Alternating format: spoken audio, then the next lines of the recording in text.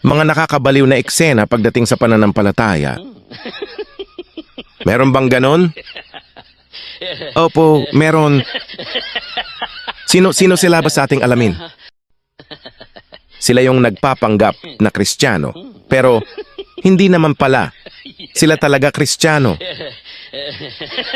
SDA, Katoliko, Adventista, Mormon, Saksi, Born Again, halos lahat ata.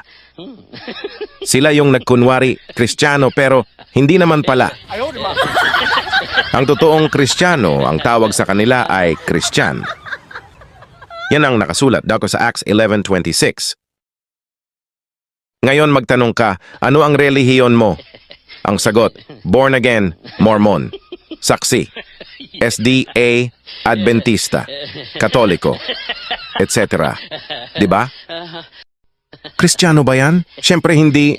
Malinaw naman. Ang sagot, di ba? Ang lahat ng lumuwalhati sa Diyos ay dapat natawagin bilang Kristiyano. Basa. 1 Peter 4 verse 16.